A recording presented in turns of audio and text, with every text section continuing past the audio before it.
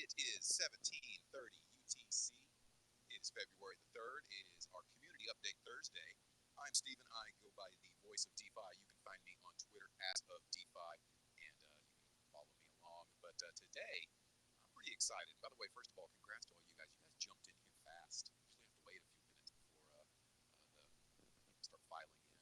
But when Tigris comes in, she brings her crew with her. Same with you, Hawk. So appreciate you guys for being here. If you're wondering what we're doing today, I've got with me as a co-host today, Hawk Holdings. I don't know if anyone else is having the issue, but I can barely hear you. Yeah. DeFi, it's real hard to hear you. Maybe adjust something to make yourself a little bit more clear. Yeah, a lot of static in the background, brother. Static in the background. How about that? Any better? Any better there? Yeah, Can you hear me now? absolutely. Yes. Okay. Who knows what was going on? Just fiddled around. I do have a mess of wires in front of me as I try to use a studio mic with my phone rather than a regular mic. So anyway, well, sorry about that, everybody. Thank you all for giving me a heads up. But if you're wondering what we're doing here today, I have with me host Hawk Holdings. He is a frequent contributor here on Thursdays and Fridays and a valued voice in here. But normally on Thursdays, we talk about a community update about what's going on in Traderverse, what Traderverse is. You know, it's a soon-to-be released social media platform with an AV live streaming capabilities coming soon. But also with coming soon is something called Cloud Docs, and that can help you do your due diligence and kind of just to prepare yourself for trading, to educate yourself about the different assets that you might be purchasing. Well, Hawk and I were kind of talking about how this might be used. And out of discussions like this, we thought, well, let's talk about somebody that might do really good due diligence and how that might work, with Cloud Docs. And whenever we thought about who do we know out there in the Twitter sphere that really does good due diligence and has a lot of content on due diligence, and Tigris seemed to be the name that came above and beyond as this is the person we need to get on here. So thank you so much, Tigris, for joining in on with us in here. And I know that it'll be some good conversation about what you do and what your process is for your due diligence. First of all, Tigris, how are you doing today? I'm good. My son is home for the 4th day in a row. So if I randomly, it's because he's screaming for something like a child screams, "Ma, the meatloaf." That's how he is. I completely, it's not the 4th day in a row. It's the 1st day in a row for me. We've got a little snow where I live. It's a snow day. And I've got a couple of children around here too that I normally don't have during the day. So 4th day in a row. Is it sickness or is it weather for you guys? He has a rush and it just won't go away. Oh my goodness. That's unfortunate. But yeah, if I hear Ma the meatloaf in the background, I'll know completely what's going on. Hawk, how you doing today? What's up, guys? Thanks for having me on again. And OG, I just wanted to put a quick little plug in for you. Thank you so much for coming up. You're somebody that I truly respect in the due diligence game. I work with you all the time on connecting the dots and trying to put these puzzle pieces together. So I truly appreciate you coming on, and I look forward to discussing with you on how you put together your due diligence and connecting these dots, which we do so often. And maybe we can talk about a little bit more about how we can make that more efficient for you and how we will make that more efficient for you and myself as well. Yeah, my process is a little everywhere. That's the best way to explain how I do due diligence. There's not really a central place that it lands, but I remember who I talked to about it, where I put it, and I can find it at a moment's notice once it's relevant. Well, I, for one, can say I really always just appreciate your tweets that you put out about due diligence. You truly have good content that you put out on Twitter, and I always appreciate it on there. And you're also a frequent listener in here to our Traderverse spaces, and I always appreciate that as well. But like Hawk said, whenever it came to due diligence and who we should bring in here that would really know their stuff, your name quickly rose up the list of somebody that we should get in here to talk about your due diligence. But let's start off before we really just dive into that. Tell me a little bit about yourself. How'd you get involved in trading? How long have you been doing it? Where did you first start doing it? Give me a little bit of background on your. Well, my mom told me that there was this awesome company that was going to solve the COVID testing issue. And they had these amazing storage containers that would change the world. And that it was going to $1 and that I was going to be a millionaire. So that is how I started trading. That was July of 2020. I opened an E-Trade account because that's what she used. I did no research whatsoever. Just opened an E-Trade account and I put $1,200 in, bought the stock and got bagged. And that $1,200 was turned into $500 from July until about November of 2020. So I sat on my hands. I was going to school, finishing my bachelor's while working full time, while raising my 3 kids. And when they went to sleep, I just started figuring out what I did wrong. And my way to make sense of that was doing due diligence, digging on all these companies. Why are the prices so low? What's happening? Why aren't people understanding what I'm seeing? Because what I'm seeing is some amazing companies with patents that people are calling trash, and just not understanding the true value of the company that was right in front of them. Gosh, that's really interesting to me. And it may be a little bit of a surprise to me that you started, first of all, that short of a time ago, but your story is a lot like others in that you got burned, right? You made a move because you were kind of new to the space and you got burned. And then you just said, okay, some people will just say, this game's rigged. I hate this. I'm never doing this again. But instead, you said, all right, I'm going to sit down. I'm going to learn about this. I'm going to do whatever I can do to make sure that my next asset purchase, my next stock that I buy is a lot, smarter, that I know a lot more about what I'm getting into first. So you're kind of self-studied, sounds like, at night after the kids were in bed, that sort of thing. And what do you feel like, I do want to get into your process, but what do you feel like was the first aha moment? What's the first thing you learned that you didn't do that first time that you started doing? Not going all in on one play. As soon as I thought there was something about it that was special. What made me grow my account, it wasn't the bull run. Actually, I screwed myself over on the bull run. I bagged myself. I didn't take any profits in February. I took profits in the essence that I was writing free shares, because that was one thing I was taught, was to always take your capital out. But I would buy in positions small after I found what I thought was going to make me money at a low price. And then I would just compound gains. I would take my principal out and then move it to the next and keep studying due diligence. That's interesting. The big thing that you learned was it's kind of like being at the poker table. You better be real certain whenever you do the all in move and push all those chips to the middle. And it sounds like that's the first thing you did, is you just walked up to the poker table and said, "Let's do this," and pushed all the chips to the middle. And yeah, that'll usually end up in a bad way. Even if it works out for you that first time, it will then mess you up psychologically. That's how you properly do things. So you learned, you paid your market tuition by watching your 1,200 turn into 500, and then you started diversifying a little bit more. But with that, it sounds like you didn't just diversify. You started actually looking into the companies that you were putting money into. So let me ask you this, and I don't know what your answer will be for this. Had you done the due diligence now that you do for the companies that you do due diligence for or about, would you have still made that $1,200 purchase back then? Actually, yes, because the market's changed, and I'm not even going to get into why I would say yes, but yes, I would. Okay. Okay. That's interesting. That's interesting. Quick, That quick shout still, out to Mama Tigris, by the way, putting you through a little bit of the trials and tribulations to get started.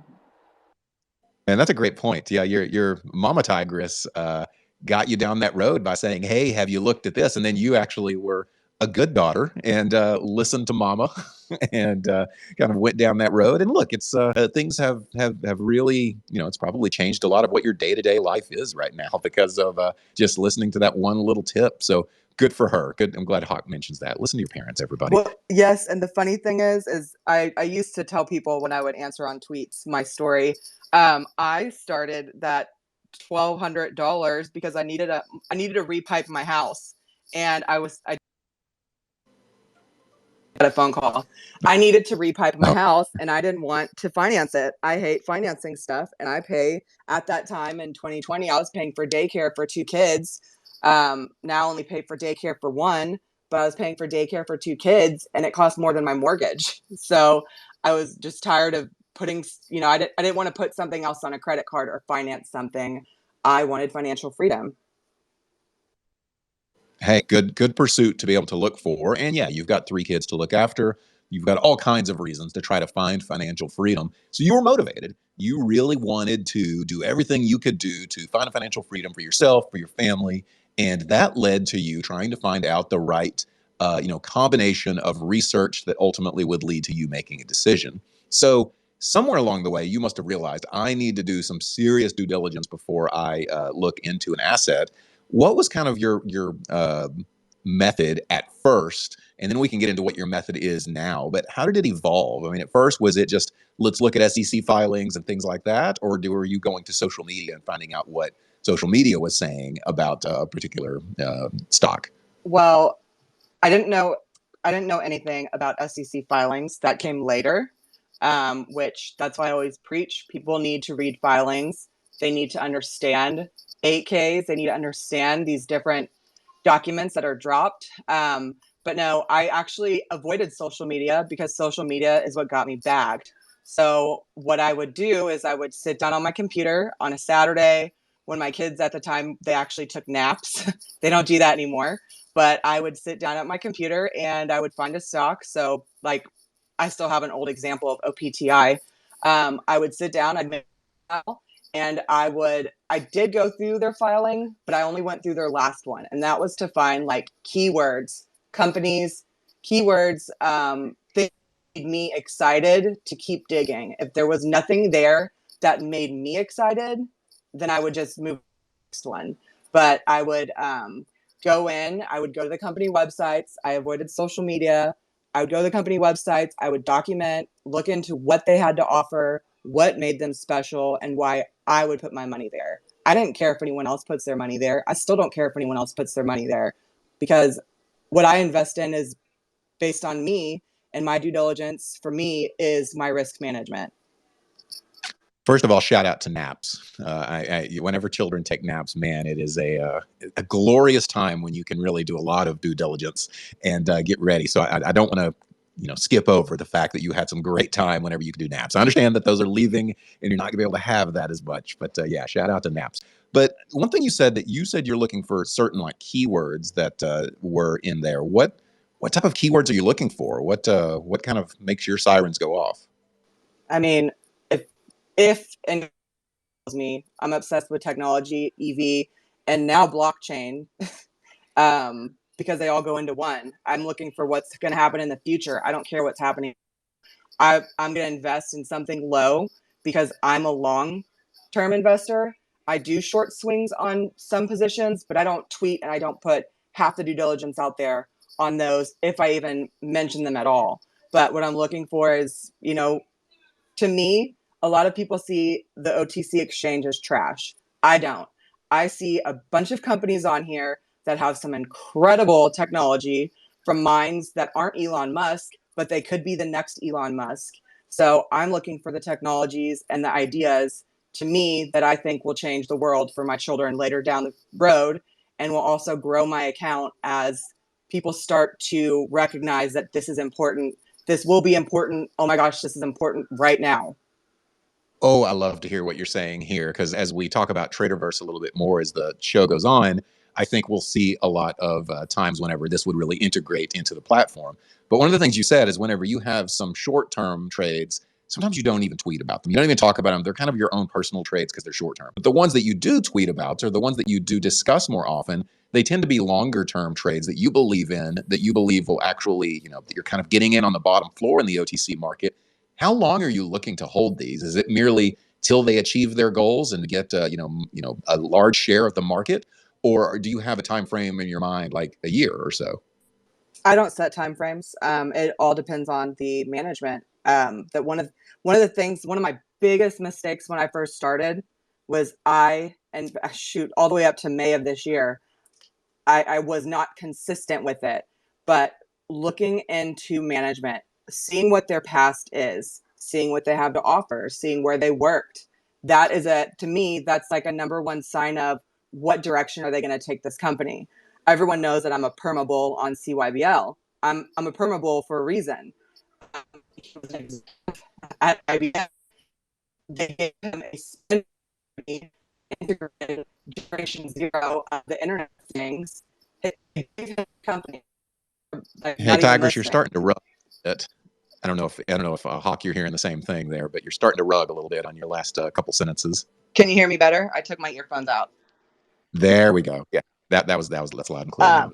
Um, But yeah, you were talking about how you're kind of a permabull on CYBL, and I agree. I see you. I see you talking about them often. So yeah, go on and say that because I didn't hear what you said after you said permabull with so CYBL. I'm just using an example. I'm not trying to shill CYBL. Anyone can see I've been tweeting about it since June all day. I share stuff that I'm finding as I'm finding it. I'm not hoarding information. I'm literally finding something and I'm tweeting it. It doesn't matter if it's during market hours. I even tweet it at 3 a.m. because sometimes when I find it, because my kids are asleep and that's when I can do work. But I stay long term on stocks because, and I don't set a time because, say, with Mark as an example, his past is incredible. And the fact that he was given a company by IBM to spin off and to commercialize the Internet of Things, that tells me that he's going to do something incredible with CYBL, and I'm going to stay. You know, the whenever somebody is like you said, a permabull, they're very passionate about a certain ticker symbol. These type of things are the type of things that really grow into something big. The whole GameStop, came from one person that really felt like they saw something that maybe was or wasn't there. There's a lot of different reasons for the GameStop issue, which is a lot different than the CYBL asset. But with you, you looked into it, you found everything you could about them, and then in the end, you say, okay, I'm definitely excited about what they have in the future. I think that's a good example for you. You did your due diligence and you've became, I don't want to say a fan of it because you don't want to fall in love with your investment, but at the same time, you really start to see the vision of what they have for them. So, all this being said, let's get a little more into what you're doing now. Tell me about, and I know as a mom of three kids, maybe there isn't a typical day, but I'll ask it anyway. Give me a typical day of what it's like for you to get up as a trader, and then what do you do first thing? Is it maybe it's even get a cup of coffee? Maybe that's your first step. I mean, I start my day screaming at my kids to make sure they're not late for school because I've overslept doing due diligence while they're sleeping. Um, but no, I open my computer. Usually it's at I'm Central Time, so market open for me is right after elementary school drop off. So I'll usually sit down at my computer at like 8:30, 8:35, and I'll open up my stuff and I'll just glance. I mean, I don't. A lot of days, even weeks, sometimes I don't even trade.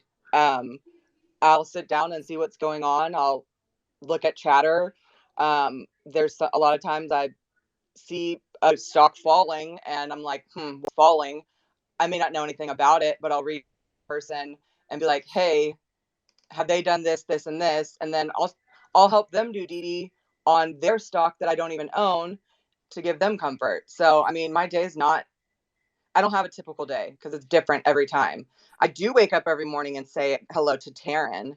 Um, and I usually am talking to Hawk until 3 a.m. most nights because sorry, he does not sleep as well. So, I mean, I don't have a typical day.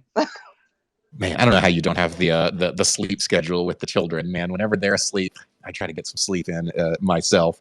But yeah, I like that. First of all, I like that you say good morning to Tara. You talk to Hawk at night. It really shows the importance of community with your due diligence, and I think that's part of what kind of Traderverse is a lot about. Is just having a lot of community. That way, you can make sure you're not getting too myopic with any of your decisions that you make from your due diligence. So you do get up, maybe like you said, the kids are screaming, you do get them off to school, you open up your computer, you see something that you see maybe a stock that you haven't really looked into recently. What's the first thing you go to whenever you find a stock or an asset that you really want to look into? Is it SEC filings, or what's the first piece of information that you think is easy to find? I do actually. I go into SEC and I type up the company because there's a huge disconnect in OTC market because a lot of these companies are not audited. If I see it falling and nothing has popped up on my scans that there's an offering or a Reg A or an S1, I will actually go in. That's the first thing I do as I go into SEC and I type in that ticker and I see if there's one out there. There's an instance in November. It happened to Fern. They had an offering and I was in my CYBL. I have a very small CYBL chat that they're people who have been with me that have been through my digging and crazy conspiracies since June. Very small. It's not a room to front load. I don't do that. But one in there was like, "Hey, Fern's falling. I don't understand." I went to Filings. I said, "Well, they have a Reg A." So then I looked at level 2, and you could see the new market maker on level 2.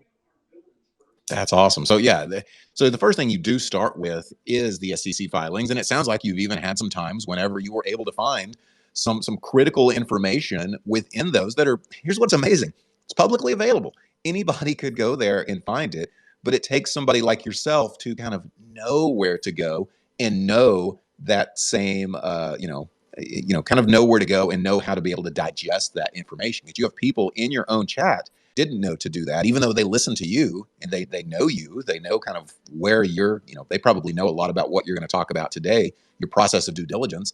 But here you are kind of saying, hey, go to the SEC filings and look at that. So you go to the SEC filings kind of first thing whenever you see of a new ticker symbol you want to look into, you find out what's going on about them. Do you have a next thing after that you like to look at? Is there something past this that you think is maybe call it second most important or second most critical? Well, my due diligence process from when I started to what I do now is completely different. I do go to Filings, but I click and I go and find the very first filing when management took over, and then I just start reading every single document one by one, and I find the pieces that stick out, what's changed, why something could be back in the picture, um, and I go from there. Like CYBL, I went back 15 years. Others have done the same, to make sense of either A, why is the price falling, or B, what's going on, why are they waking up, what's going to make them my next long. Gotcha.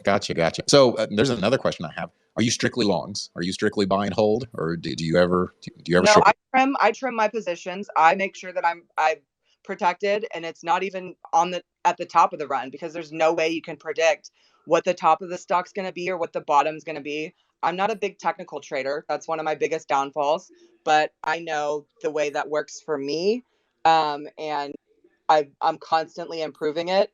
And I do have people that I reach out to scratch their brain to help me make sense of what I'm doing in my day-to-day process. I don't do it the same as them because I'm not in their head, but I reach out to people that I know will be, I guess you can say, truthful and helpful, and they help me improve my process every day as well when it comes to technical. But yes, I'm long, but I always make sure to take my initial investment out. Sometimes I put it back when it, for some reason, if the stock just goes down a ton, I'll put it right back in because nothing's changed with the company other than the price. But I always have shares. I'm not, and I keep my core shares. Yeah, you said something that I thought was interesting, and that's that you're a fundamental trader. It sounds like at your core, you're looking at SEC filings, you're looking at everything you can do about the company. You are a fundamental trader, and you said if you have any weakness, it's that you're not as technically strong, which I find interesting because maybe it's just the way my mind works. To me, technical analysis comes to me a lot easier than fundamental analysis, and over the course of being a trader, I've just learned that you definitely need to have some amount of both. You may be strong in one or the other, but this is where getting to know other people kind of helps out a little bit, where they can kind of make up for the any lack that you might have in technical or fundamental analysis. Now, this is a lot of information that you have to do some research for. You're looking at SEC filings, you're looking at what people are saying, you're looking at all kinds of things about management, about the company. How do you keep up with it all? Because I'm assuming it's not just one or two ticker symbols you're looking after. It must be multiple. How are you managing to keep up with all of that? Well, um, that's a complicated question because I don't really have a method. I one of my things that I have that I think is a strength for me is I have visual memory, and so I'm a social trader for fun in the fact that I have to talk out what I'm seeing with someone, and there's a few people in this room that have been in the process where I aha moments. I literally have to talk through the due diligence, what I'm seeing, and make sense of it.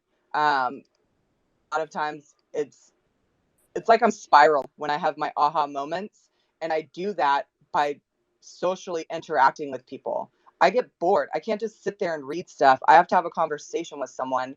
I have to have someone tell me, ask me, why is this important? Why this doesn't make sense, what someone's going to think of it. And that way I study both the bear and the bull case. Because I could be a perma bull all day in every stock that I own, but I'm only that way because I evaluate the bear situation first. Do you think the conversation, you say you have to really discuss it and talk about it with somebody, does it have to be a voice type of conversation, or if you just some tweets between somebody, is that sufficient?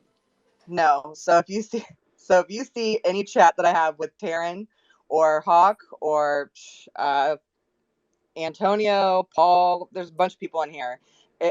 If you see the chats that I have, it's literally me dropping all this stuff that my brain is seeing, and people are like, what are you talking about? And I'm like, I don't know yet, give me a minute. And then I start going back through the links and I start typing up, and then I'll change what I'm seeing as I'm doing it, and it's a mess.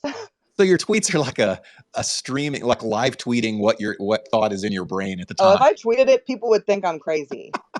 Right. It's just a live stream of your conscious just out there. So that's interesting that you're able to discuss that with people. People say, "What do you mean about this?" And you say, "I don't know yet. I'm figuring it out, man. Just give me a chance." And you just need to talk about it. I think that's really great. How many times have you made a conclusion or thought you made a conclusion, and then you were able to talk about it, and kind of cooler heads prevailed, where they said, "I don't know, Tigris. Maybe you need to reevaluate this one." Has that ever happened? If I'm tweeting it, I've already come to a conclusion. I don't tweet about it until I've found enough sufficient information to even put it on social media, because I don't ever want to mislead people. But I get told I'm crazy all day. But what about like private conversations, not tweeting? If you're just talking with Taryn or Hawk or whoever, has anybody ever kind of given you a brushback pitch of I don't know, I'm not seeing it the way you do? Oh, all the time. Okay. So they've said that, and then are you? I mean, maybe it happens over time where you're fairly receptive to hearing that. I don't want to call it a criticism, but you're fairly Oh, yeah, receptive. no. Yeah, I'm 100% perceptive, because Awesome. you have to, in order, you have to both sides. So Because yeah, you can't make a conclusion if you don't know why this could be wrong. I could tell you it's right all day, but if I can't answer why it's wrong, then there's no conclusion to be made. Yeah, some people say for like forgetting about trading, like just like debating, that you ought to be able to be a good debater to be able to debate both sides of an argument, so you could see it from both sides, and that way you can understand, in this case, the bull and the bear case for each of them. And I think it sounds like that's exactly what you're doing. You're willing to hear the other side of why might this not be a good one to buy, versus okay, everybody's kind of in agreement here. Everybody sees what I see, and I can go forward with it. So are you keeping like a master Google Sheets or a master Excel sheet of what you're keeping up with words or anything like that? Or is it really what you just told me of all in your head? The part in my head is where I kept it or who I had the conversation. So I hate using Twitter chat because you can't use the search function. So I have a backup Discord that's just me. That's semi-organized, but it's not, because I'll say I have one project, say CYBL, say I start seeing 18 different companies. I'll make a tab with all those companies, and then it just gets jumbled up because things change, and I can't move and integrate and move that DD over into the piece where it fits. It's all separated. So wait a second. You have your own Discord that's just you, and you just use that as almost like I don't want to say file management, but idea management. Yeah, I also have a OneNote that has it as well, and all my public DD is also in Tiger Discord, which you could basically see my process live as it's happening on 90% of the stocks in there that my name is on all the DD for. Sure. The maybe you guys have heard of this. I've never heard of the make your own Discord for kind of idea, almost like a mind mapping or that sort of thing, which it sounds like that's what you're doing with your own Discord. And then you're doing it in your Tiger Discord as well, where other people can see and talk about it. But that's an interesting way to handle this. I don't know. I really get an idea of how your brain functions now with that. So a little bit of this gets into, and Hawk, I see you've unmuted your mic, so I want to hear how you think that something like Cloud Docs that'll be a part of Traderverse might be able to simplify some of this and help collaboration on due diligence. Well, the way that OG is talking, it makes her sound like she's super disorganized, which is absolutely not true. Because the fact that if I can ask her a question and literally within a minute she'll have that, answer for me, and it's pinned to my DM, it just tells me that she has some type of organization system that is much better than I have at this point in time. So I think she's painting a picture that's not completely true about the mess of her DD, because it's really incredible when I ask a question. And another thing is that bouncing these ideas across each other, I think it is super beneficial to coming to the end story, because you can bounce something off of someone that first of all, when she brings something to me, I'm like, I need like 5 minutes to catch up to what you sent me, because like I need to read this. She's so quick on her heels in order to process information. It's actually truly remarkable. But yeah, getting into Traderverse and how how I see that the system can be much more efficient. I wanted to start with Trade Neon, which is our artificial intelligence that was created. And Trade Neon, for you who don't know, stands for Trading Companion. And what that does is it streamlines news articles, SEC reports, live price action, short reports, all of the tabs that we have open currently that we're doing our due diligence for a particular security or crypto company or whatever it may be, is streamlined all into one, right? So we can actually make a watch list, and any new news that comes to the market or any new short reports or anything like that will be streamlined right to your dashboard and activity feed for that ticker, which is truly incredible. What I'm excited about Traderverse for, because I come from a research background as well. Chemistry research is my background, and the collaboration, opportunities that we have that we kind of do in silos now, or we do in discords or whatever it may be. We can actually take that streamlined artificial intelligence data that is given to us onto our activity feed, and we can think of those as kind of pinned posts, right?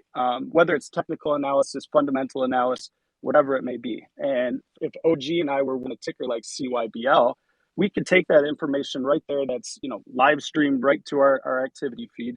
We could pin that fundamental or technical analysis to something you can think of as kind of a working Google Doc, right?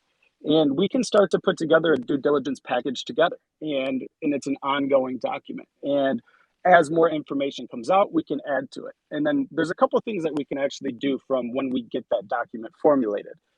We can save that, right? We can export it, because Traderverse is integrated with social like StockTwits or Reddit or Twitter per se. We can export that document with one post to all of them at the same time. We can also save that document, and if we put in hours and hours and hours on this, like OG does on a regular basis, we can monetize it through our token, right? We can say, look, we've put so much work into it. This is the holy grail of all DD. I've put 40 hours, or in OG's case probably 500 hours into this package, and we can actually monetize it and through our marketplace. So there's a few different things that we can do, but really what we're trying to do is promote this collaboration that we kind of do in silos at this moment, and we can do it in a more efficient way that and share that information more efficiently as well. So that's something that I'm super excited about. Well, there's something else that you said, Hawk, that was something that I kind of had an epiphany on, and I texted you about it. Was these discords, yeah, they're great. They're great to mingle, and they're a great learning place. But for someone like me, hedge funds can use, and I was doing it, and I was wondering, and this is conspiracy. I'm not saying it's happening. A lot of my stuff is theories, but for instance, in Discord, I was dropping plays that are amazing. They're still amazing, and they are being held down. And I was dropping in the moment as I was finding the due diligence in Tiger Discord. I was dropping it, and they just wouldn't run. And the thing is hedge funds or whomever, they see that, and they see what I'm seeing, and they can buy the shares all at the bottom, right when I find it in trips or in dubs, and then they control the price action, and they wash out retail trade. And one thing that I realized that, and that thing I texted Hawk about was like, oh my gosh, Traderverse is on the blockchain. It's going to have security. It's going to have privacy. And my stuff isn't going to be messed with anymore. My work isn't going to be used to screw other people over and make me look like I am pump and dumping, because I don't. Man, I really like that thought. The thought that Traderverse could help with that, because it sounds like you've been kind of burdened by that. Even the idea that, whether it's conspiracy, or not, it's the idea that, hey, you're putting something out there, and then people could be using that information against you. And yeah, I know that you take that seriously, and that could really, I don't know, that could really affect somebody mentally. But yeah, with the cloud docs that Hawk just mentioned, I think that could help with collaboration, and maybe even keep things up to where you could say like, hey, these are what I'm looking at. This is the due diligence that I've done on this. And that way somebody that is trying to say like, oh, I want Tigris's due diligence. She's done so much work for this. I want to give her some of this Traderverse takeoff token to be able to access this. To me, that would give one, source of information, easy to get to. And, Tigris makes it sound like she's just scattered and keeps it all in her brain, but it could all be in a easy to read sheet right there, where other people that kind of follow her would be able to follow what she's saying a little more easily. Well, what I will butt in and say is that OG, I do not think that's a conspiracy. I think there are infiltrators throughout social media, no doubt about it. Whether it's a short group or big whales that come in and can price action at the bottom, and you're sitting there spinning your wheels. What the hell is going on here? I truly believe that this goes on a regular basis. Secondly, with these documents, Traderverse is built on a gamified reward system. So we're able to, not only when you put that, due diligence into that cloud document, there's a lot of people that say, oh, I came up with this info first, or, where did that source come from? Traderverse will actually source that information. So it's going to bring about a real transparent way to go about sourcing your information. So that, for me, with my science background, sourcing is everything, and being able to have that credibility really makes a difference into your own, due diligence. And secondly, if you're putting together a collaboration packet before, say, an earnings call, and you're saying, I think this is going to be, I think their guidance is going to be lifted because of what they have in the future.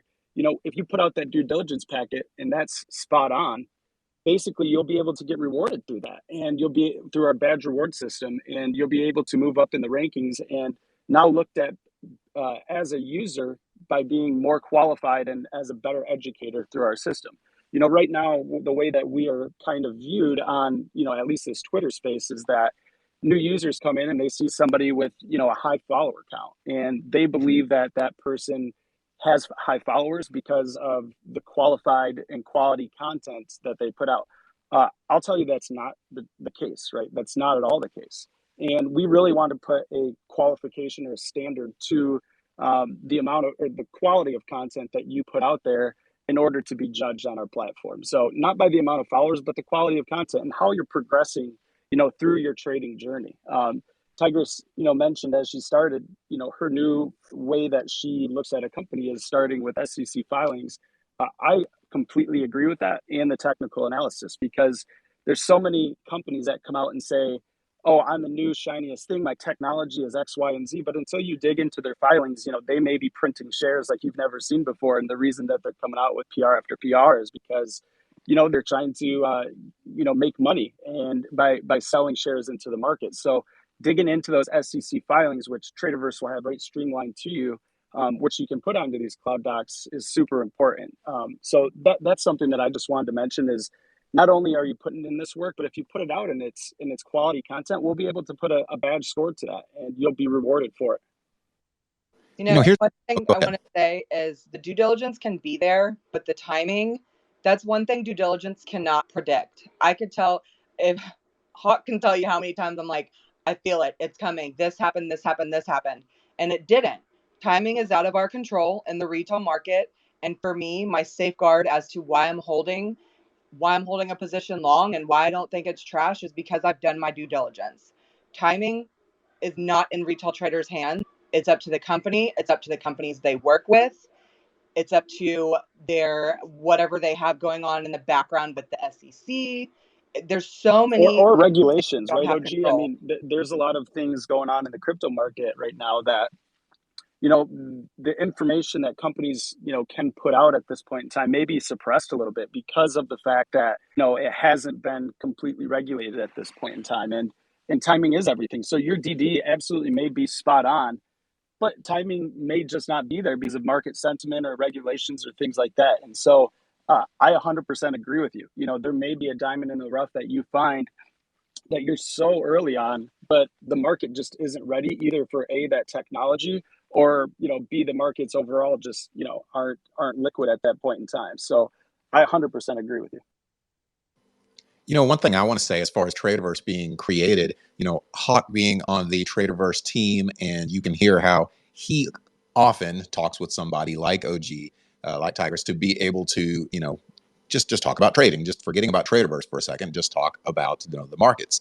And you really start to see as you look into Traderverse as a platform that's coming up, that it truly is designed, you know, you hear the term, you know, traders for traders, or, you know, buy this for whatever type of industry.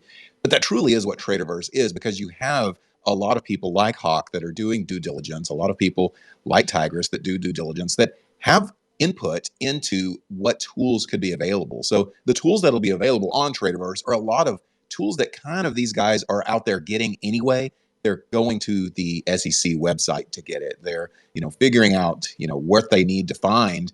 But the idea is that all of these things would be right there in one easy to find location to make it easier for you, the trader, to be able to do your own due diligence and maybe be able to streamline even someone like Tigris's, you know, she's been around, she knows kind of how to do this.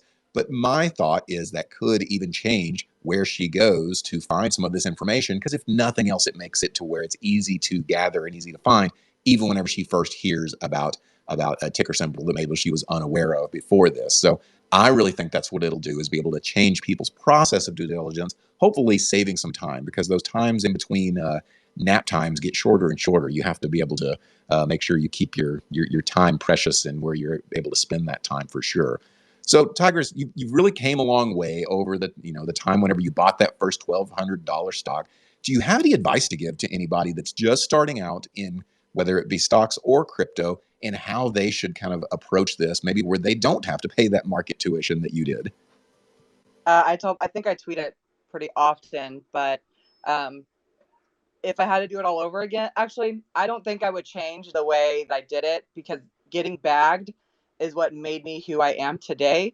Because if my first stock I bought went to the moon, I would have been like, oh, I'm a master at this. But eventually, you're gonna get bagged. It doesn't matter where it is. So my suggestion is figure out what works for your schedule. I worked full time. I had a side computer as I was answering calls for customers, as I was talking to CEOs of other companies, because I was working full time up until May. So long swings worked for me because it was something that if I'm in a conference call, I don't have to stare at my screen and not be present at my day job, because I already know what to expect. And if there's, a dip and there's nothing that I can't see, on SEC or the company news to qualify that dip, then it's just a dip. That's it. So what I tell traders is start small, scale in, find something low, and always make sure you're writing free shares. Doesn't matter how much you think that company is going to go to the moon. Always protect your capital, and that's something I didn't do, because that 1,200 at one point was like $5,000, and I was like, "Oh, this is going to keep going." It didn't, and it went back down. But I didn't understand share structure. I didn't understand the basics. I didn't understand why markets exist, how they function, how they help companies ha- have capital to grow their business. I didn't understand the ins and outs. I haven't read much. There's no like book recommendations. I'm literally the type of person that I see something and then my brain starts spinning. And then I go on to Google and I start Googling it until I find what I want. And then I take that, I learn from it, and then I apply it to stock, or I apply it to the next concept I'm learning in stocks, because the learning's never going to stop. 10 years from now, there's still going to be something for me to learn, because the markets change. just like our politics change, money changes, the economy changes. You just have to be able to adapt, and being able to do that, you have to have a foundation that you build upon. So say you start with $1,000, don't be in a rush to put that $1,000 into everything. Put 100 into something. See how it works. Learn how that specific chart moves. Watch level 2, watch the ticker tape. Don't pay attention to social media, because half the people on here are just trying to banter and tell you something that other people have a different opinion. And it's because they didn't take their time to learn about the company, and they just want to talk crap. No, absolutely. And, one thing that I got caught in early is, putting in massive hours of due diligence on companies. And, you start to get this affinity for that company because you put so much work into it, right? And you get married to this ticker. What I would say is that, no matter what is or how great the due diligence is, you have to set realistic expectations for your price targets. And, you know, at the end of the day, we're out here trading because we want to be profitable. We want financial freedom. And, without taking any profits off the table, you'll never be able to reach that financial freedom. So, even if you're not, selling your entire position, just take it off of the top to be able to secure some gains so that you can maybe move on to another ticker or, pay your bills or whatever it may be is super, super important. But that's, something I got caught in very early is that, I would hit my price target very, very early. And I would then have this kind of shifting target for my expectation for this company. And, things don't go straight up. You have to realize that. And at the end of the day, you have to realize why you're trading and why you're putting in all of these hours. And that's to set financial freedom for you and your family. So that's, something very important that I learned. One thing I didn't realize, Tigris, on your first example of your first trade is you said you went to 1,200, it went down to 500. I didn't realize that it went up to 5,000 first. And yeah, it sounds like now, knowing what you know now, you may have at least taken out your initial $1,200 at some point and protected that. It's probably because you convinced yourself that it's going to 5,000, and if it went to 5,000, it's probably just exactly. as easy 5,000, bro. It's going to the moon. Right. And it's probably really easy to convince yourself of that.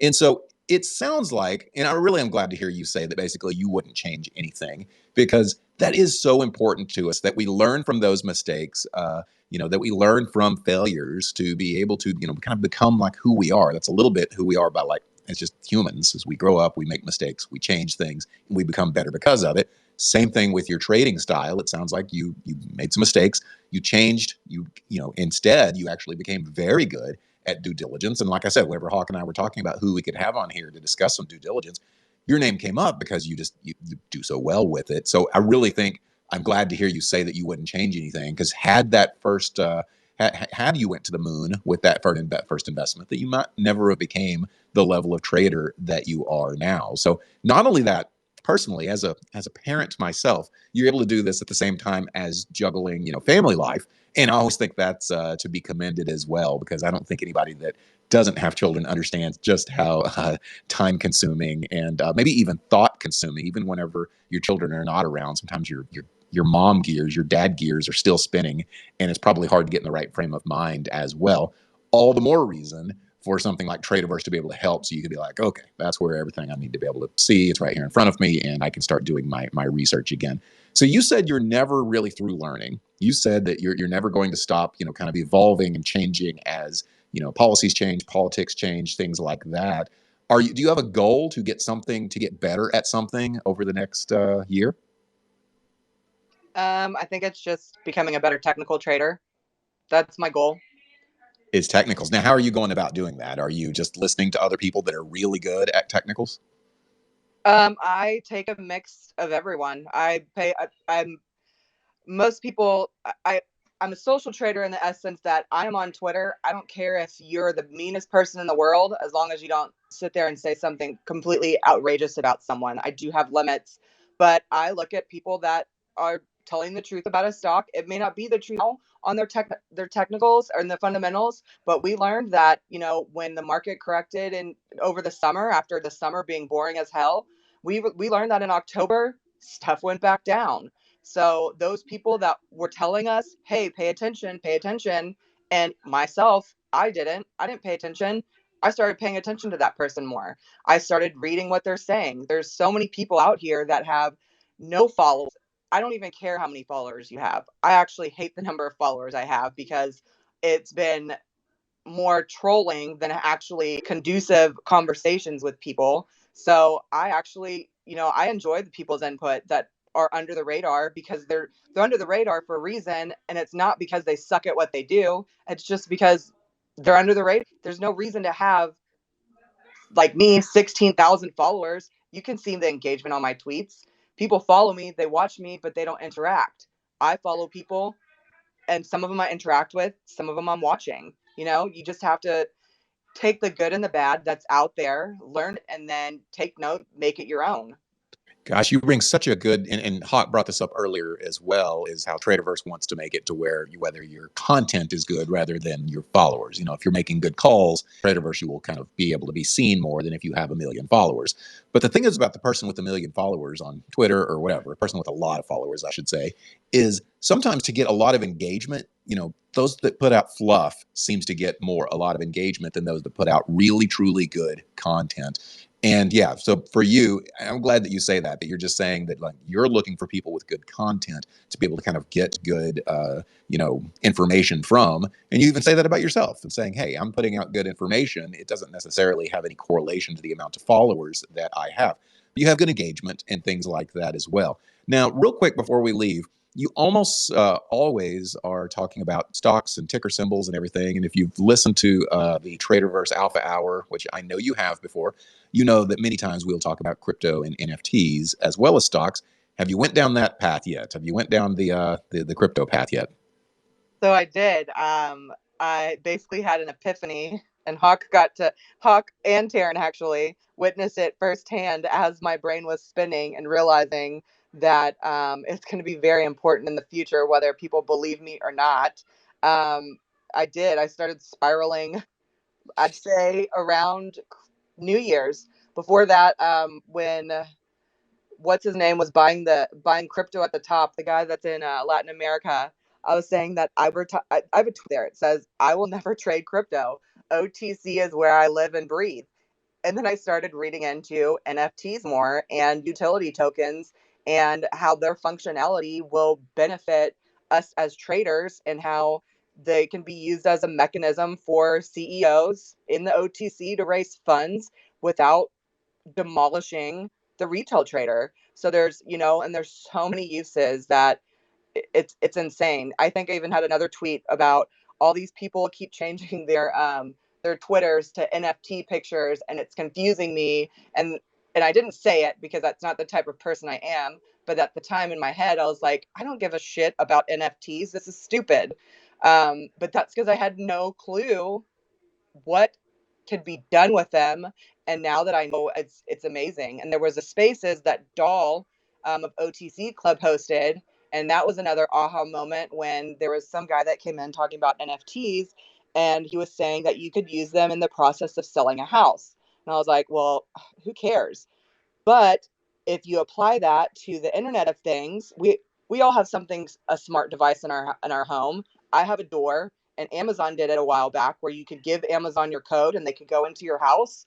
Well, one of the things the guy talked about that really got me looking into NFTs more was when you sell your house, you don't have to meet face to face with the mortgage company, and they can digitally send you your keys through an NFT. And that just blew my mind. That is mind blowing, and I'm in the space. That's a really good thought. Here's what I like that you've done is you came out with a really strong statement. Okay, you came out and you've said a couple times a really line in the sand. I'm not doing this. That thing is stupid. Okay, that's just dumb. Go away. But you were also smart enough to go ahead and listen to the other side of things and eventually kind of have these epiphanies of, whoa, this it's like a Neo from the Matrix. Whoa, where you kind of had this thought of, wow, this really could be kind of game changing, even though I've had these strong statements. Because I think what we tend to do is we make these really strong statements, and then we feel like, well, I can't. I've got to be real, man. I've got to stay with my strong statement. I drew the line in the sand, and I've got to dig in, got to double down.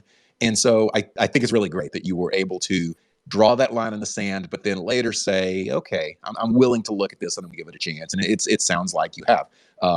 I and my personal account, the @voice of DeFi, I have changed to an NFT picture recently, and I never have until like 2 days ago. So yeah, I've done the same, and yeah, NFTs and blockchain are huge, and really, I think blockchain and just CeFi, centralized finance stocks, will continue to kind of intermingle, because a lot of the stocks that are kind of looking towards the future are stocks that have something to do with a Web3 environment, something to do with a decentralized environment. So, you kind of, at least if nothing else, have to understand that environment, even to if you're just going to invest in the stocks that are a part of that business.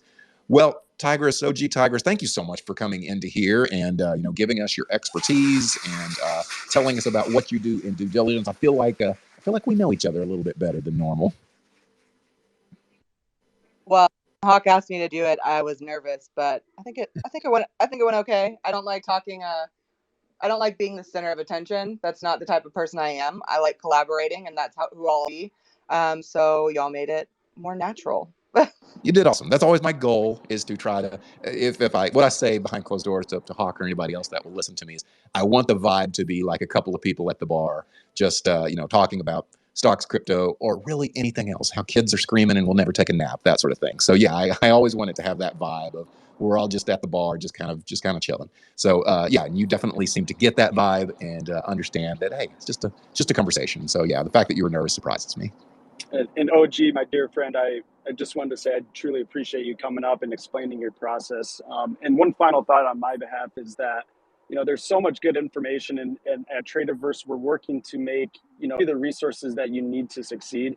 At the end of the day, there can be so many, good DD packs or due diligence packs or whatever it may be that come out. But what we're really to do is, give you the confidence that you can look at the diligence that's so beautifully laid and formulate your own opinion and make your own thesis on it. And I think that's most important, so that you personally can grow and become, confident in your trades and in your financial freedom. So that's kind of my final thought that I have.